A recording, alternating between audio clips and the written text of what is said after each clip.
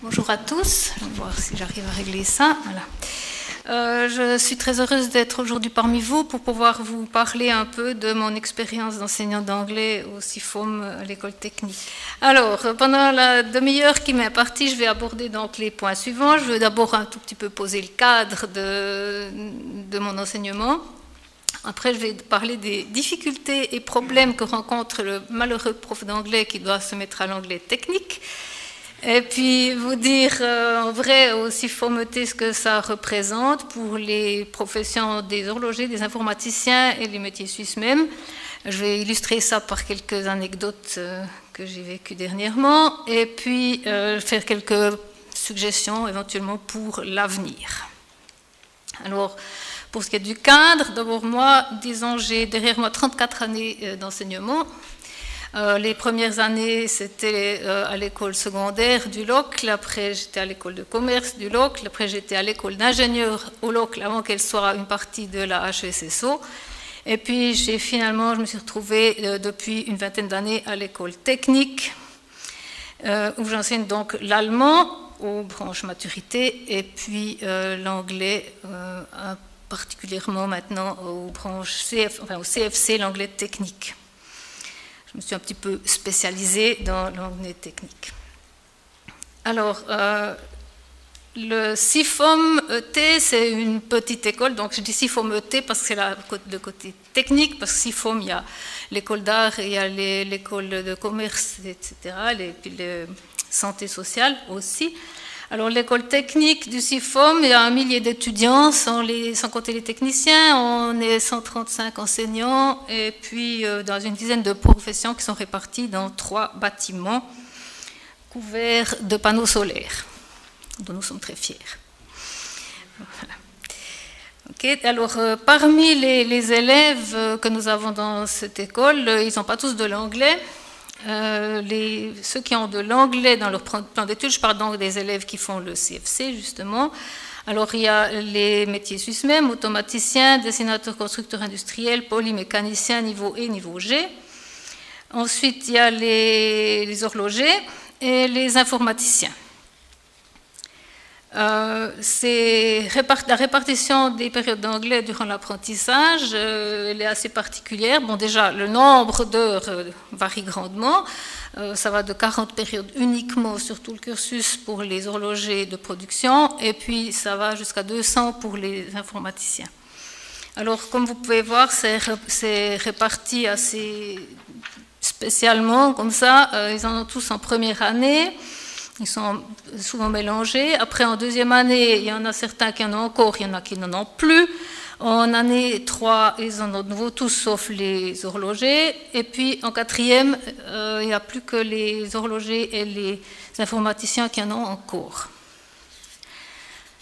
Jusqu'à présent, nous n'avons pas enseigné d'anglais dit technique aux 2 premières années.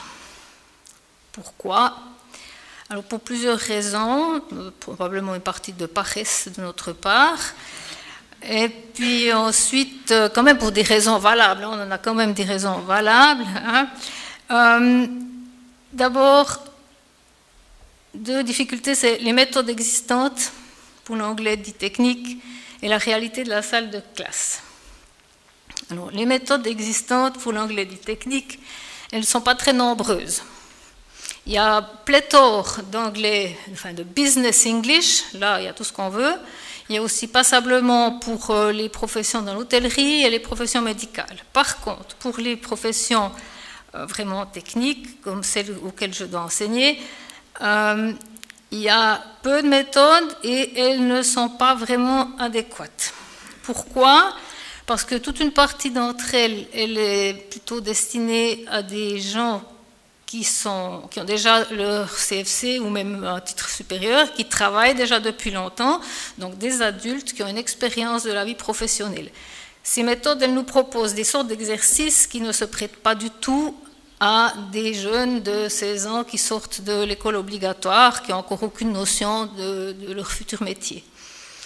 Ça, c'est une chose. Une deuxième chose, c'est que souvent, ces méthodes, elles ont aussi un niveau de grammaire trop élevé pour nos élèves.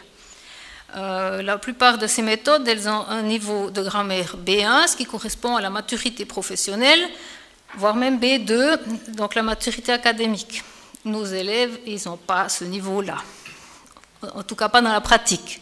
Certains, en théorie, sont censés l'avoir, mais dans la pratique, la plupart ne l'ont pas. Donc, on ne peut pas utiliser les méthodes comme ça, on est obligé de les adapter, ça nous demande énormément de travail, et c'est donc pas évident.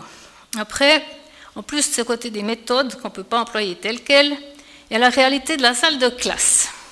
Alors là, je remercie au passage mes élèves qui ont accepté de poser pour moi dans une attitude qu'ils n'ont jamais, bien sûr, jamais, hein, en tout cas pas tous en même temps, ça c'est sûr, voilà. Alors, il faut se rappeler donc à propos de la réalité de la salle de classe, c'est que ces élèves qui nous arrivent en première année, déjà ils n'ont aucune notion de leur métier, donc pour faire de l'anglais technique, on doit vraiment rester super à la base parce qu'ils ne savent pas encore de quoi on parle. Ça ne servirait à rien de leur faire apprendre des mots spécialisés qu'ils ne comprennent pas plus que moi. Donc voilà, j'ai déjà tellement de peine moi à apprendre ces mots que je me rends bien compte. Moi j'aime l'anglais, j'ai l'habitude d'apprendre des mots de voc, eux pas. Et donc, si j'essayais de leur faire apprendre ces mots-là, avant que ça représente quelque chose de concret pour eux, ben, c'est sans espoir. Alors, il y a ça. Puis ensuite, un autre problème, c'est que l'anglais technique, c'est quoi? C'est du vocabulaire. Alors, vous leur dites anglais technique, ouais, super, de l'anglais technique, ça va être différent. Ben non, c'est des listes de vocabulaire. Alors, bon, du coup, très vite, ça ne les intéresse plus du tout. Voilà. Et puis, donc, il faudrait, en première année, on préfère leur faire des choses un peu plus de l'anglais général, dont ils auront de toute façon besoin, c'est sûr, parce que si vous parlez avec un client ou avec un partenaire d'un pays étranger, vous ne parlez pas que de technique. Il faut faire du small talk, il faut même réserver une chambre d'hôtel ou des choses comme ça, il faut savoir faire autre chose que de l'anglais technique. Bon, il faut souligner que les obstacles, ce n'est pas que la salle de classe, c'est le manque de connaissances de l'enseignant ou de l'enseignante en ce qui concerne le SIFOM-T, parce qu'on est 4 femmes à enseigner les langues là-dedans, il n'y a personne d'autre. Alors, bon, le premier problème, donc vous voyez, il y a les connaissances, puis après il y a le temps. Mais pour ce qui concerne les connaissances, nous, on a une formation littéraire. Et tout d'un coup, on nous dit il faut enseigner de l'anglais technique. Bon, alors on prend une méthode qu'on a là, on l'ouvre, puis on remarque que déjà même au français, on ne comprend pas la moitié de ce dont il retourne, c'est pas très encourageant, hein, évidemment. Et puis ça peut mener à des situations parfois un peu délicates. Par exemple, il y a 3 ou 4 ans, je me suis heurtée à une erreur dans une première édition d'un ouvrage. Il y avait une illustration avec une légende. Je ne sais plus ce que c'était. C'est une machine, mais je ne sais plus laquelle du tout. Alors, il y avait cette illustration, puis je voulais l'employer. Et puis, comme je n'avais pas de scanner, je ne pouvais pas scanner l'illustration, je suis allée sur Google, j'ai mis le nom de la machine, et j'ai trouvé des images tout à fait différentes de ce qu'il y avait dans le livre. Panique, bon. Je me suis précipitée chez le collègue, et puis j'ai dit, c'est quoi ça? Il a dit, ah ben non, cette légende c'est tout faux, c'est pas ça. Bon, ok, c'est bien. Alors j'ai pu présenter la machine avec son vrai nom, mais si j'étais pas allée sur Google, si j'avais passé avec le scanner, etc., j'aurais fait apprendre aux élèves un faux nom anglais pour la machine X. Il y a souvent des fautes dans les livres, ils ne sont jamais parfaits, surtout pas les premières éditions. Mais si on ne sait pas de quoi on parle, on ne peut pas voir les fautes. Évidemment, une faute de grammaire, je la verrai tout de suite. Mais un nom de machine, ce n'est pas possible. Et puis, un autre exemple des difficultés que le mode de connaissance peut entraîner, c'est ce que j'ai appelé « the shearing machine incident ». Alors, c'était dans le cours suisse même, là. Il y avait une belle illustration, bon, elle était petite, hein, d'une machine qu'ils appelaient « shearing machine ». Super, mais elle n'était pas dans le lexique. Bon. Mais moi, quand on me dit shearing machine, moi, je vois ça. Bon, je me suis dit, c'est pas ça. Alors là, de nouveau, je suis descendue chez le collègue avec le livre susmet en main, enfin c'est un classeur, puis j'ai dit cette machine. Alors c'était ça qu'il voyait. Il a dit c'est un peu petit. Alors, on est allé dans Google, on a mis le nom Shearing Machine, on a trouvé la machine un peu plus grande. Mais le collègue, il m'a dit, mais j'ai jamais vu cette machine, je ne sais pas ce que c'est cette machine, je ne sais pas comment elle s'appelle en français cette machine. J'ai dit, mais dis donc, tu m'arranges. Heureusement, un élève passait par là. Et puis quand j'ai dit à l'élève, cette machine, voilà, shearing, vous voyez, c'est pour moi, c'est tondre, parce que c'est des cisailles, on peut aussi couper les haies avec des shears. Puis il m'a dit, c'est peut-être bien une cisailleuse. Alors, nous avons mis cisailleuse dans Google et nous avons trouvé la même machine, Victoire. Un peu plus de recherche et j'ai trouvé que shearing machine, ça s'appelle une cisaille guillotine officiellement. Alors ça nous amène au problème du temps. Parce que, voilà, on doit adapter le matériel existant, donc ça veut dire qu'on doit chercher des mots, dans Google dans un sens, dans l'autre, aller vérifier vers les collègues, etc. Ça prend beaucoup de temps. Faire des listes de vocabulaire. Bien sûr, on peut faire confiance au livre, mais voilà, des fois il y a des erreurs. Puis après, nos élèves, des fois, ils ont des autres noms pour les machines, particulièrement chez les horlogers. Vous leur montrez l'objet, vous avez trouvé dans le dictionnaire illustré de l'horlogerie, vous dites ça s'appelle comme ça. Ils disent non, nous on appelle ça autrement. Bon, c'est pas du tout facile. Alors ça nous prend beaucoup de temps, la préparation des leçons, des listes, des travaux écrits, tout ça. Paradoxalement d'ailleurs, pour faire une période avec des polymécaniciens par exemple, je mets 2 fois plus de temps à la préparer qu'une période avec les maturités dernière année, juste avant l'examen en allemand. 2 fois plus de temps. Et puis, on a les CFC, c'est des 27e, et puis les matus, c'est des 24e. Donc, c'est tout à fait le contraire qui est imaginé par ceux qui nous payent, qui nous accordent du temps. Donc, c'est très difficile. Et puis, on est tenté donc de laisser tomber cette technique et puis se rabattre sur les sujets simples, eating out, je ne sais pas, free time activities, ce genre de choses. C'est beaucoup plus simple pour nous parce qu'on n'a quand même pas choisi d'étudier la langue de Shakespeare par goût pour les machines-outils et AutoCAD. Ce n'était pas l'idée au départ. Mais bon. Enfin, comment est-ce que je fais vraiment à l'école technique? Alors, je vais vous parler des 3 groupes que nous avons. Elles sont groupées les classes sont groupées en 3 groupes. Il y a les horlogers, qui sont de leur côté. Il y a les informaticiens, de leur côté. Et les métiers suisses même, tous ensemble. Alors, je vais commencer par les horlogers. Ça ne se présente pas la même chose. Donc, les horlogers, les premières années, les horlogers praticiens, ils ont 40 périodes. Point, plus rien. Les autres, ils ont 40 périodes, une année d'interruption, 80 périodes, 40, pardon, dernière. Donc la question qui se pose, c'est en 3e année, qu'est-ce qu'on va faire? Et puis en 4e, jusqu'où on va aller? Alors, c'est donc quand même nouveau, ça. Avant, les horlogers, ils avaient beaucoup moins, ils avaient en 1e, 2e, puis après, ils avaient en 4e un vernis de technique. Maintenant, j'ai décidé qu'il fallait que les horlogers praticiens aient aussi un peu de technique. Donc, j'ai commencé de faire un peu de technique aussi en 1re année. Après, ils ont une année d'interruption. Je ne sais pas encore exactement comment on va faire en 3e année, quand on les aura à la rentrée. Ça, on n'a pas encore vraiment décidé. Et puis, je sais déjà qu'en 2018, je devrais complètement revoir mon cours de 4e parce qu'ils auront déjà tout vu, ce que je faisais d'habitude. Pour les horlogers, j'ai quand même pas mal de matériel. J'ai le dictionnaire international illustré, j'ai le catalogue Bergeon, c'est très bien, il est en 3 langues. Je peux envoyer les élèves chercher eux-mêmes des mots pour élargir tout seul leur vocabulaire. Et puis il y a le Theory of Horology, le merveilleux livre rose que vous avez là. Ils l'ont en français, ils travaillent dedans en français, donc c'est facile pour moi de leur dire, mais vous devez comprendre ça parce que vous l'avez déjà vu en français, donc c'est pas grave si vous ne comprenez pas les mots, vous devez arriver à comprendre de quoi ça parle et puis faire des déductions. Ils ont besoin de ça parce que les jeunes se braquent facilement quand il y a un mot qu'ils ne connaissent pas, du coup, ils ne comprennent plus rien. C'est comme ça, au lieu de se dire, mais j'ai déjà vu ça, je sais de quoi ça parle. Ils ne se font pas assez confiance.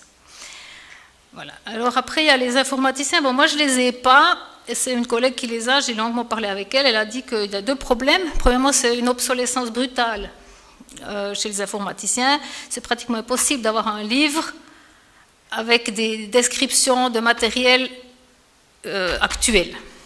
Il faut changer tous les 6 mois de livre, disons, et puis ça ne va pas trop non plus. Et bien sûr, les élèves, ils n'ont pas envie de parler d'antiquité. Hein. Et puis l'autre problème, c'est to be or not to be a geek. Alors, elle a dans sa classe 2 groupes. Elle a un groupe de gens, c'est des geeks, alors ils sont tout le temps sur Internet, ils parlent en anglais sur les chats, ils écrivent en anglais sur les blogs, ils lisent en anglais. Ça va. Puis il y a les autres qui disent rien, qui écrivent rien, puis qui sont persuadés que, bien sûr, ils comprendront jamais rien en anglais. C'est une prophétie autoréalisatrice. Si vous partez du principe que vous ne comprendrez jamais rien, vous ne comprendrez jamais rien. Pourtant, c'est eux qui ont le plus d'anglais. Que faire? Alors, il s'avère que profanity is the one language all programmers know best, mais non, on ne va pas leur faire passer en revue les centaines de mots dérivés d'un mot en 4 lettres qui commencent par F. Si vous voulez les trouver tout seuls, ceux-là. Donc, ma collègue, elle leur a parlé avec eux, et elle a constaté que ce qu'ils aimaient bien, ce qui les intéressait, c'était quand même un petit peu de business English plutôt, parce que les informaticiens, ils ont déjà presque tout en anglais autrement.